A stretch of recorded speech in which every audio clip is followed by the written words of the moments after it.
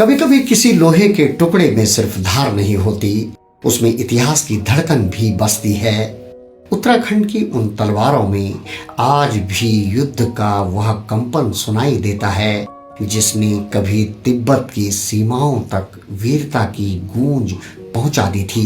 आज भी कुछ ऐसे परिवार हैं जिन्होंने समय, सत्ता और उपेक्षा की आंधियों के बीच इन तलवारों को केवल धरोहर नहीं बल्कि अपने रक्त की स्मृति बनाकर संभाल कर रखा है।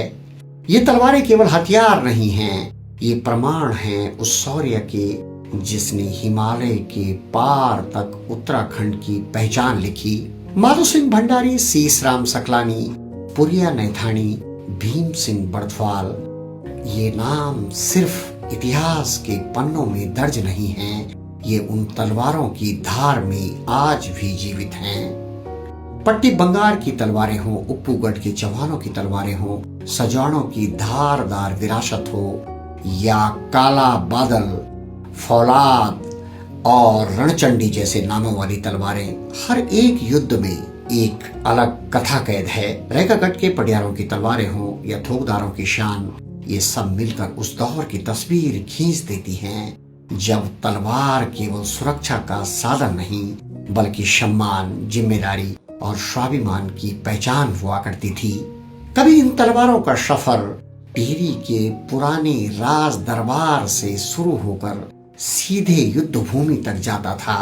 महान इतिहासकार कैप्टन सुरवीर सिंह पंवार के पिता विचित्र शाह के उस दरबार से ये तलवारें युद्ध के लिए भेजी जाती थी और विजय के बाद वही तलवारें जागीरदारों के हाथों में सम्मान बनकर लौट आती थी। समय बदला, सत्ता बदली, मगर तलवारों की गरिमा नहीं बदली।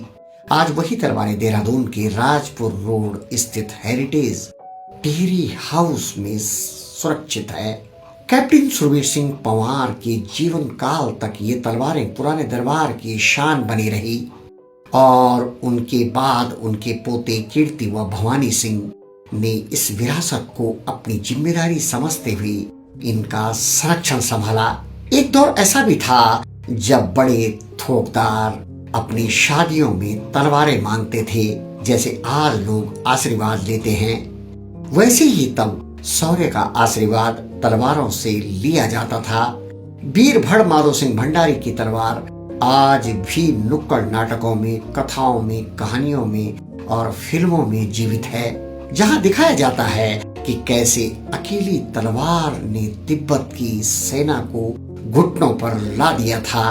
आज जब हमारी स्मृतियां स्क्रीन पर सिमटती जा रही हैं, तब ये तलवारें हमें याद दिलाती हैं कि हमारी असली ताकत हमारी जड़ों में छिपी है।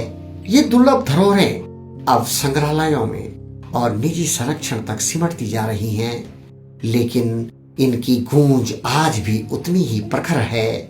ये तलवारें हमसे बस एक सवाल पूछती हैं, क्या हम अपनी इस वीर विरासत को केवल देखने तक सीमित रखेंगे या आने वाली पीढ़ियों के भीतर भी वही आग, वही स्वाभिमान, वही शौर्य जगा पाएंगे?